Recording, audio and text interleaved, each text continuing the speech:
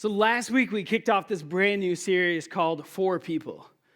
And we had a guest speaker, a good buddy of mine, David, was in here, the teaching pastor from Frontline in the Zero Collective. And he kicked off the series where he talked about what it meant for us to be an act as the incarnate. And what that really means, as Jesus was incarnate and he came and he was with us in the flesh, what does that mean now for us to live as that? And that sets kind of the foundation and the tone for this whole entire series. The next 6 weeks, that is our goal, is to be and act and love and function as Jesus did, and to be for people.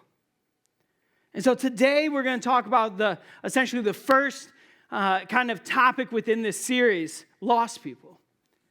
And as part of that, I would love the opportunity just to share a little bit of a famous movie, one that I've enjoyed probably many times. And maybe you have too. It's a movie about, there's this child who struggles to walk. And as he's learned to walk, he has some braces on his legs. And there comes this moment where he discovers he can walk, but then this moment where he starts to actually run. And we see in this short clip that the braces fall off and he starts to run in the movie. And as he does, the braces that were holding him back no longer hold him back. And then he discovers that he has this gift of running, and he can run fast, he can run hard, he can run long distances. And so as he grows older, we discover he joins the high school football team. And he runs and scores a touchdown, and then he keeps on running to go home. And then we also learn that after high school, he joins the military. And as he's fighting the war overseas, he gets really good at running and helping others because he can run really fast, but also long distances. He runs. And over this time, there comes a moment where his life progresses after all of that, and he's sitting on the porch of his house. And he takes a breath and he just kind of looks out and he just says, and I decided to go for a run, not a walk. We're running today, Russ. I'm not running today. I think, we're not going to talk about running like that. I don't like running, but running today. But he's sitting there and he goes, I'm going to go for a run. And so he's sitting there and he runs to the end of his street. And then he keeps going and he runs to the end of his county, his town. And then it says he runs clear across the entire state of Alabama. And why stop there? So he runs to the ocean. And when he gets to the end of the ocean, he's on the pier and he looks out at the water. And as he does, he says, so what did I do? I turned around and I ran to the other ocean. And he ran clear across the whole entire U.S. multiple times. He ran and he ran and he ran. Forrest Gump ran. I love this movie. I love this movie. But as I was watching parts of these clips and writing this and prepping for this, I started to wonder, why was he running? Maybe deep down there was a moment where he decided that he was running for something. Some of us have ran for a good cause, ran to bring clean water for children, ran for a medal, ran for certain stuff. But maybe there's also a moment for some of us that we can reflect back and we can realize that maybe we are running from something. And I think often in our lives, we get really good at running from things because it's easy. It's much more convenient than dealing with them, talking about them and processing through them. And maybe in those moments when we run from things, it's because we don't fully understand what's going on or happening in that moment. Today we're going to look at this story, a parable, probably one of the most widely known parables that Jesus taught on, found in Luke 15, the story of the prodigal son. And what's interesting is I was diving in and studying this story, there's so much depth to what actually occurred in this story that I think sometimes we overlook or we miss. And we're going to dive right in today. If you If you dive in with me, we're going to be in Luke 15. I'm going to give you a short second to find it, whether that be in a hard copy or the digital version, whatever one you brought. Go on and turn to that. And it's about this son. And we see a son, his brother, and a father. And the son is running from something. He's also running towards something else. And if we're being honest, there's a moment where he runs to someone. And so Luke 15, we're going to start out at verse 11. This is what it says, 11 and 12. To illustrate the point further, Jesus told them this story. A man had two sons. The younger son told his father, I want my share of your estate now before you die. So his father agreed to divide his wealth between his two sons. Now we're going to pause and just leave this up for a hot second. There's a reality here that maybe we can hear underlying. The younger son tells his father, I want my share of my estate now before you die. Have you all ever heard that TV jingle, J.D. Wentworth? I want my money and I want it now. Come on, somebody. Like there's this moment where I see the son looking at the dad and he's like, I want my inheritance and I want it now. And you have to understand what the son is ultimately saying here. He's not the oldest son. He's the younger son.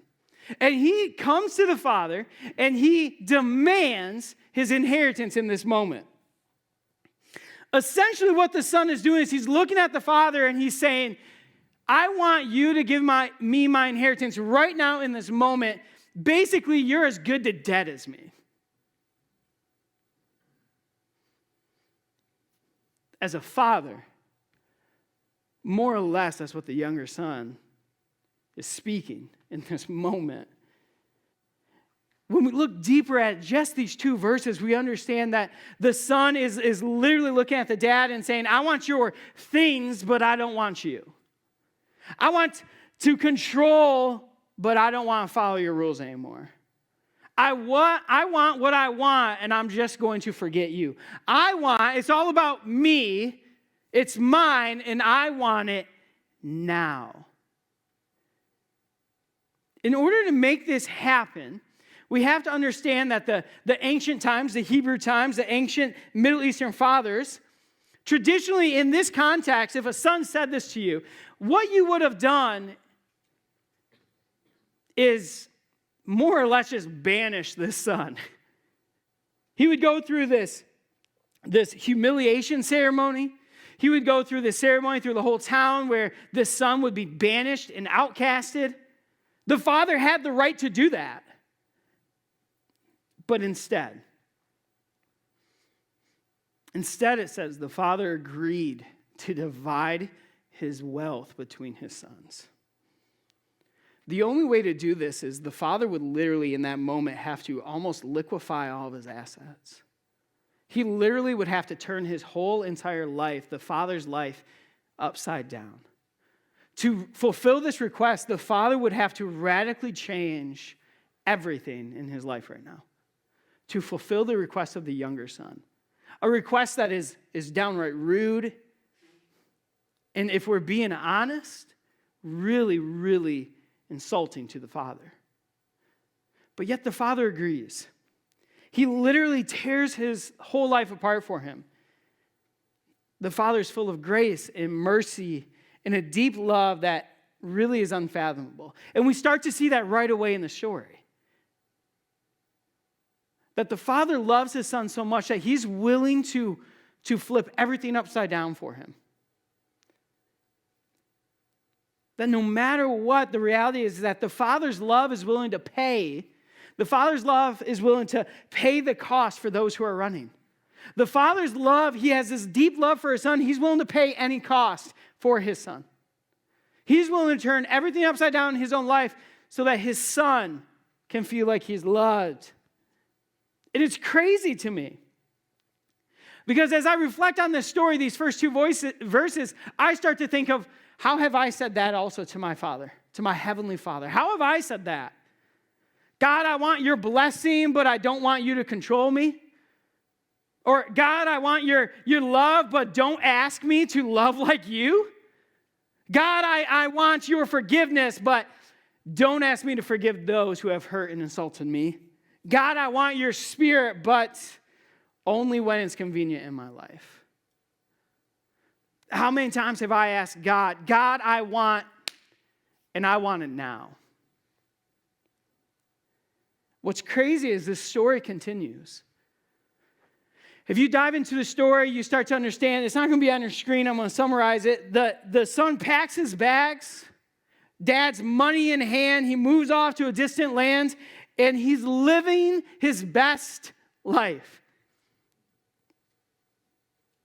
It's like the son goes from the cornfields to Vegas. He's living his best life. The lights, the fun, and it literally says he splurges on a wild living. Now that probably means that there's some booze involved, some maybe drugs, some ladies. He's having the time of his life. He's living a life that is wild and crazy. And he splurges all of the father's money, all of his inheritance. And it says, shortly after he basically has no money left, a great famine sweeps over the land. So now we have this younger son off in a distant land with no money, no job, no place to live, and no food. And so he gets this lowest of lowest jobs feeding pigs. Now remember who Jesus is talking to. Remember the culture that he is talking to. This is a Jewish culture. A Jewish culture that still closely clings to the Old Testament covenants, where pigs are unclean. And here this young Jewish boy is living among the pigs and feeding them. In some transcripts, it says that he got to the point where he was so desperate, so hungry, he contemplating eating the pig slop himself. I've been pretty hungry before. I don't know if I've ever contemplated eating pig slop. There's this moment in this whole entire story, though, that is pivotal. And Luke talks about it. It's a moment that changes everything for the son. It says he returns to his senses. He returns to his senses. Can you sit in that moment? Can you sit in the moment where this younger son is just getting done living this wild, crazy lifestyle, and he has nothing? Nothing. In the moment where it dawns on him, where he returns to his senses. And this is what it says in verse 18. This is what it says. He returns to his senses, and I will go home to my father, and I will say this, Father, I have sinned against both heaven and you. I'm no longer worthy of being called your son. So take me on as your hired servant. There's this moment in verse 18 where after he returns to his senses, after he returns to the moment of realizing what he has done, and he starts to go in his mind of what is about to happen. And he says, I'm going to go home. The very first part of that verse, go home. Home is not primarily a place. Home's a relationship. It's not that he's craving to go back to this lavish house or even this bed or even his own clothes and dressing. It's not home as a place. It's home as a relationship. Home is not the building. Home is the deep relationship that he has with the Father. And you can understand that as when he's starting to reconcile in his own heart of what he has done, and he's starting to negotiate, I'm going to go home, a place where I'm accepted, a place that I long to be at. And then it says, I'm going to request to become a hired servant or a slave. He's going to work. There's this moment in the text where he's literally negotiating in his mind of how this is going to play out with the Father. He plays it out in his mind, and maybe we can identify with it of, I'm going to show up, and all right, Dad, I've messed up. I'm so sorry. Listen, here's what we're going to do. I'm going to work. I'm going to pay back every single dime. I'm going to do slave. I'm going to be your servant. I'm going to be your slave. I'm going to work. I'm not worthy of being called a son anymore. I have disgraced you. I am hopeless. I have no value. He's negotiating in his mind. He's talking about how this is going to play out. He's feeling unworthy. He's feeling hopeless. He's feeling like he cannot have the Father's love anymore. He's feeling like he can't even accept and receive the Father's grace and mercy. Before he's even stepped foot back on the Father's land, he's already placed himself in a position that I am so far gone, I am so far lost, that there's no way that you can love me.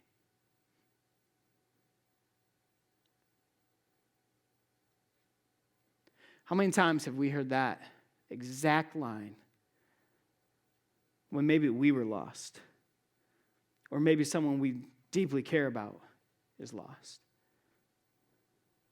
I have sinned too much for God to love me. I'm too broken for God to heal me. I'm too messed up for God to redeem me. I'm hopeless. This is language of the lost. This is the language of the lost. I'm too far gone. I've sinned too much. I'm too broken. There's no hope. And this is the exact language that this younger son is using even before a conversation with the Father. As the story continues in verses 20 through 24, this is what it reads. So he returned, the younger son returns home to his father. And while he was still a long way off, his father saw him coming. Filled with love and compassion, he ran to his son, embraced him, and kissed him. His son said to him, Father, I have sinned against both heaven and you. I'm no longer worthy of being called your son. But his father said to his servants, Quick, bring the finest robe in the house, put it on him. Get a ring for his finger, sandals for his feet. Kill the calf we've been fattening. We must celebrate with a feast. For this son of mine was dead, and he has now returned to life. He was lost, but now he is found. And so the party began. In the middle of this moment, as the son, can you go back one slide, Greg? As the son is coming home, it says that the father looks and sees him a long way off. It says that he sees him a long way off. And before the son can even finish his plan, remember the younger son has this plan. I'm going to repay you. I'm going to work. I'm going to do all these things. You're going to get every dime back that you've given to me.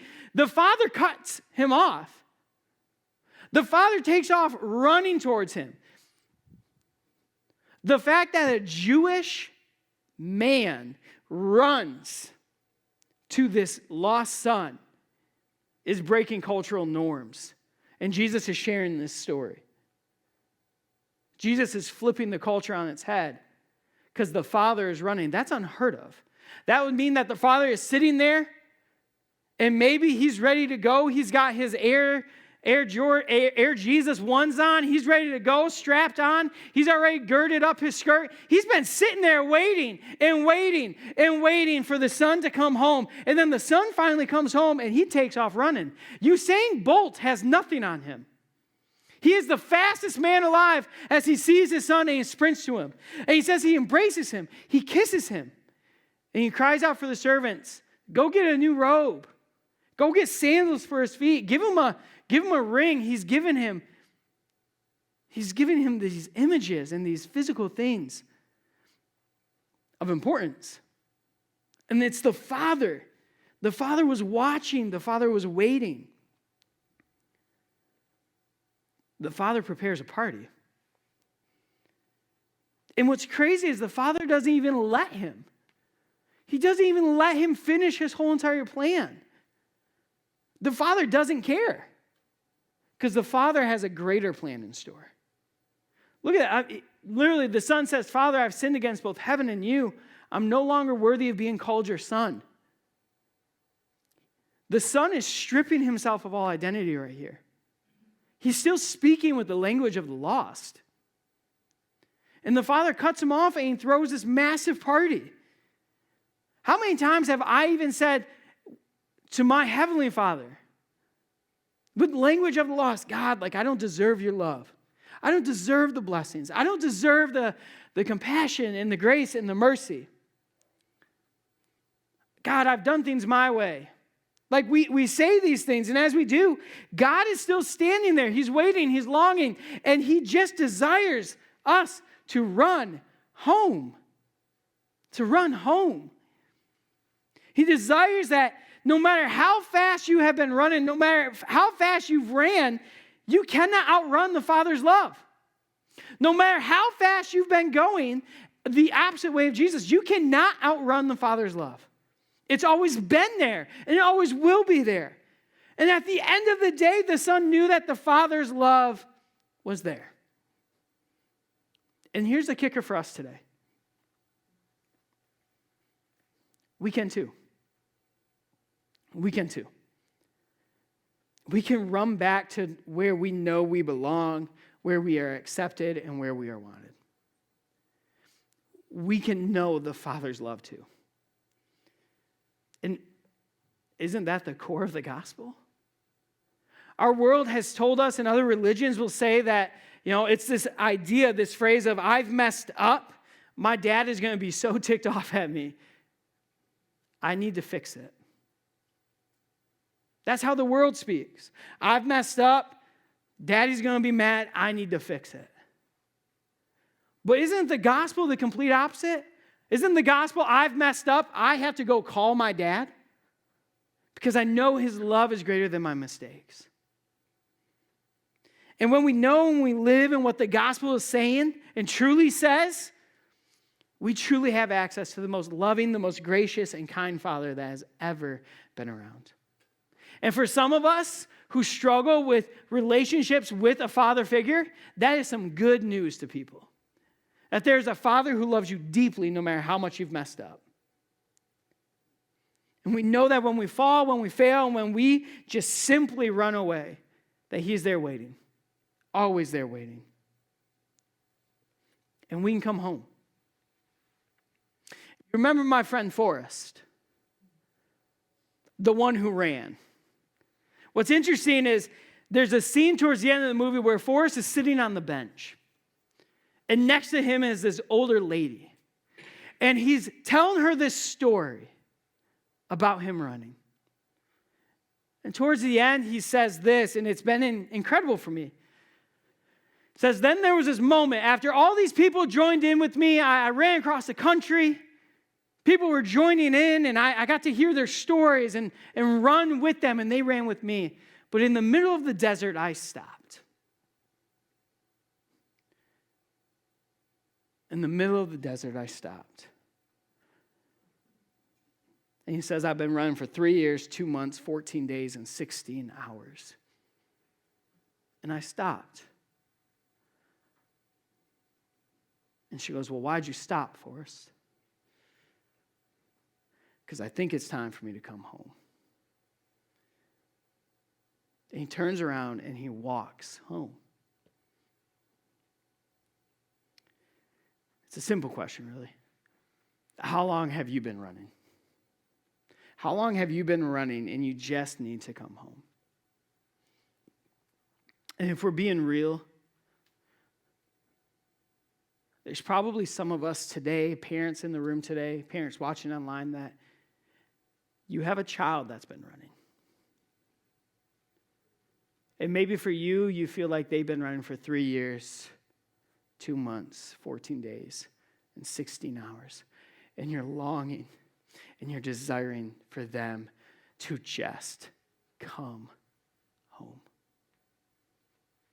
And maybe for some of us sitting in the room, we have a parent that we feel like has been running away for 3 years, 2 months, 14 days, and 16 hours. And all we long for is for them to come home. Or maybe we have a friend who took off running one day, and it feels like it's been 3 years, 2 months, 14 days, and 16 hours, and you're just longing for them to come home. How long have you been running? How long have somebody that you love deeply, how long have they been running? And how transformative would it be if they would just know that it doesn't matter how long you've been running. Sometimes you just need to go home. If I were to ask you right now, there's probably somebody in your life, I hope, to be very honest with you, I hope there's somebody in your life that is lost, that you just need to tell them, it doesn't matter how far and how long you've been running, just come home. Come home to his love. Come home to his compassion. Come home to his deep, deep desire for you to be with him. It doesn't matter how long you've been running, just come home. Go home to the deep love, the grace, and the unfathomable love of the Father.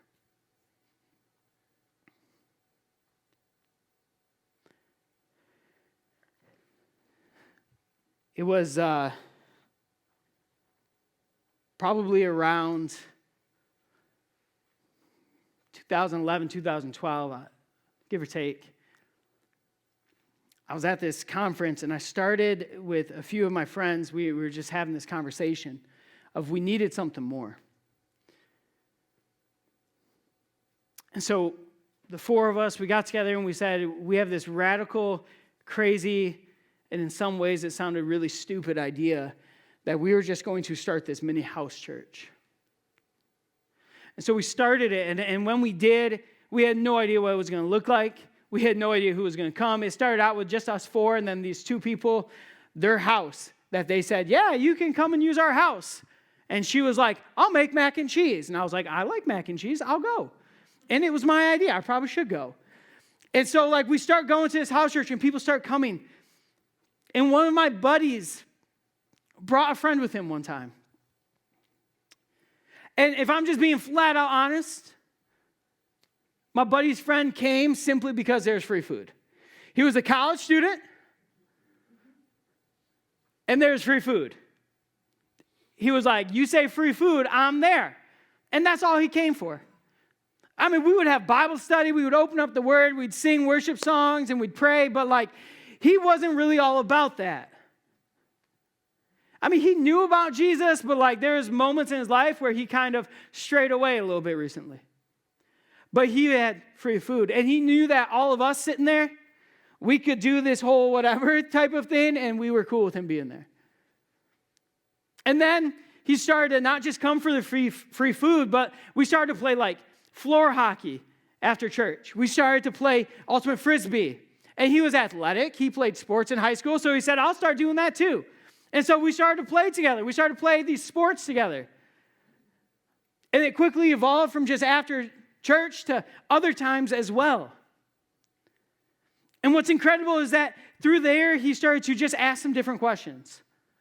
Why did you start this thing in the first place, you guys? And as we were showing up on these Friday nights and more people were coming and more food was being made, he still showed up for the free food, but he started to engage with the Word. He started to ask different questions with the Word. And then I had this radical idea.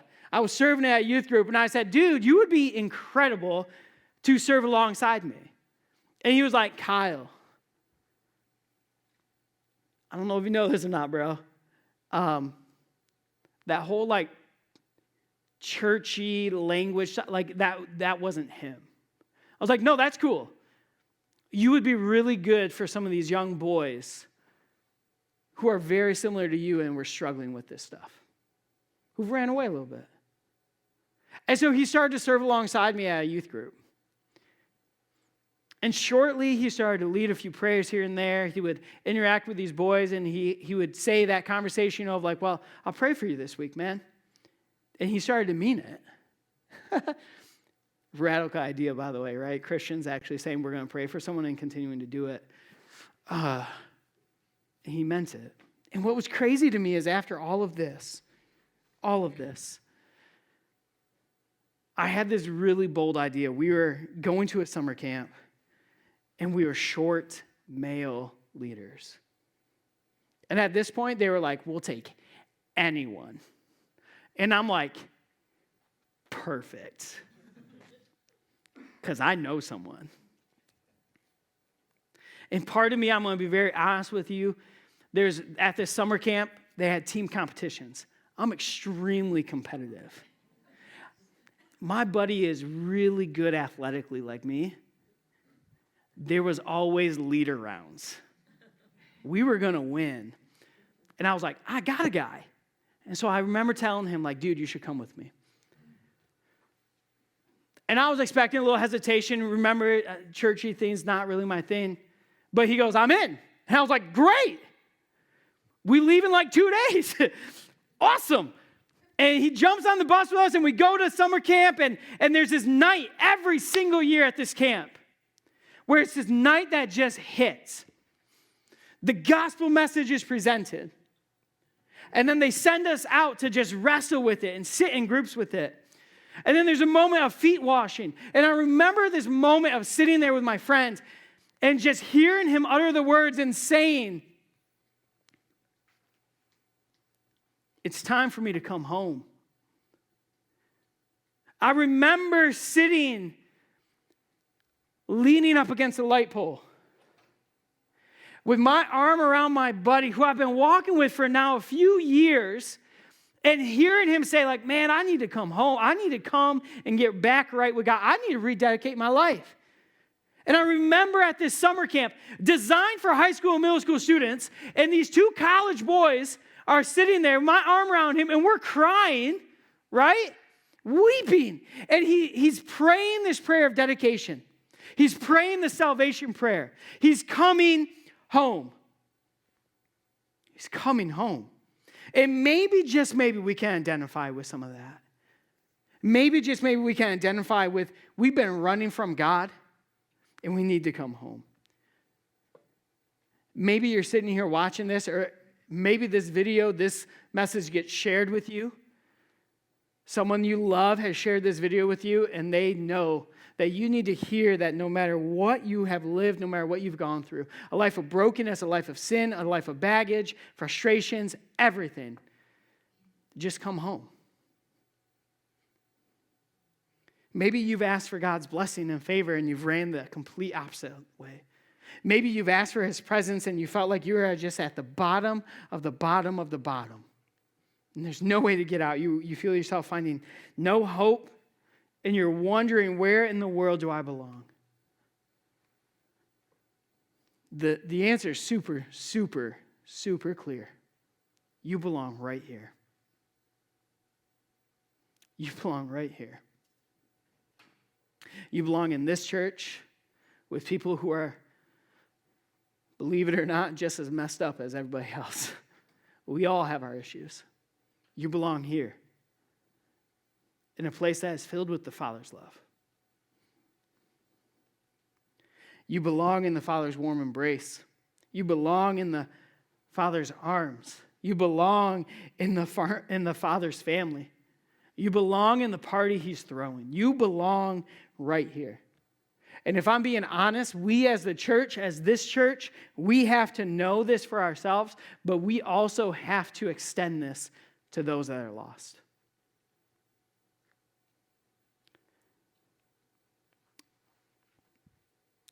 I use that phrase, language of the lost.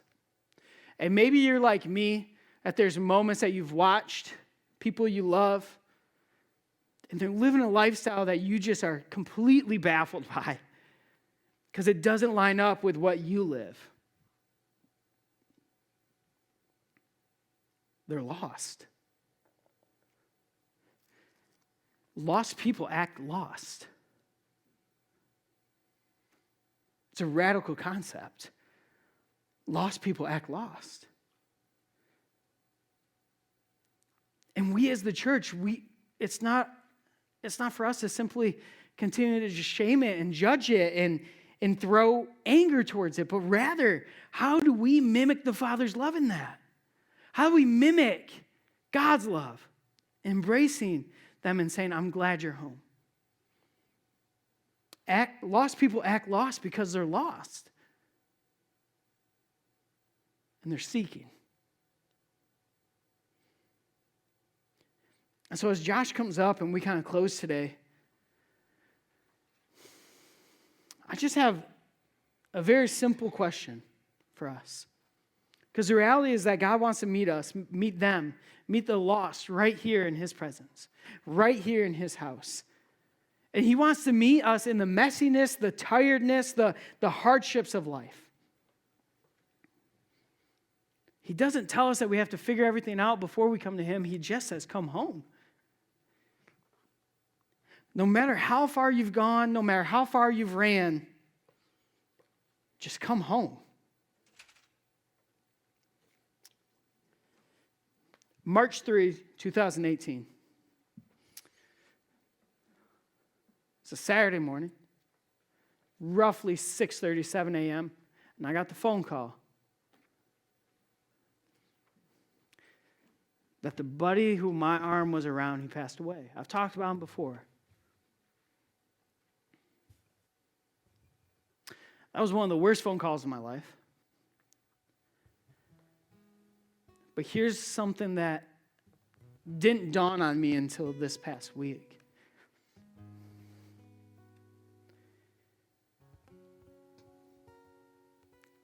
Andy's home. Andy's home. He knows the deep, passionate love and compassion of the Father.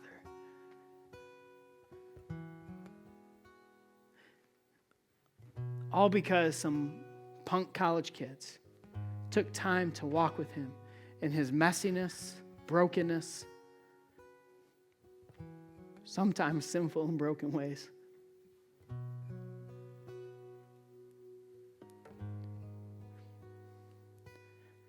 So who's your Andy?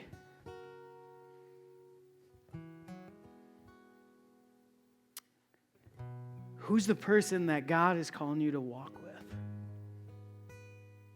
That is lost, that needs to know that no matter what they've done, no matter what they're in right now, just come home.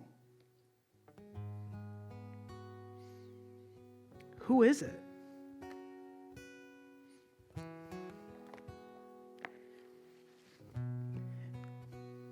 And once you become aware of who it is, now we get to go. We get to go and walk with them and show them the radical love of the Father. Father, I pray right now. God, I just pray right now that as we just continue to sit in this moment, God, I pray that you would just speak directly to us, Lord. And Lord, for some of us, that means that right now I ask that you bring that face to our mind. Let us visually see who that lost person is. Let us maybe take that mental note to reach out to them this week, to walk with them this week, to love on them this week, to let them know that no matter how far they've ran, no matter how fast they're trying to run, that they can just come home because the Father, you are waiting. And Father, I just ask right now that you would move us, Lord. I pray that your Spirit would convict us, that would move us to a place, Lord, where we are having these interactions and these relationships with lost people. Over and over and over again, Lord, I'm reminded that you had friendships and relationships with lost people, with broken people. And so, Father, I ask that if we don't have a relationship right here today, That if we can't think of someone because we don't have a relationship or friendship with someone who is lost, God, I ask that you would let us cross paths with someone this week. With someone who is broken and lost, Lord. And that we would have the opportunity to share your love. That's what I ask. A divine intervention, Lord, a divine interaction that we could show and convey and relay and speak of your great love. So God, move. And move us. Disturb us, Lord, for what disturbs your heart. Because there are people out there who've been running for 3 years, 2 months, 14 days, and 16 hours too long. And so, Father, give us eyes and a heart to see them, to recognize them, and to let them know to just come home to the Father's love. God, we pray that you would just move us dynamically today and this week. And we pray this in the name that is above all other names, the name of your Son, Jesus. Amen.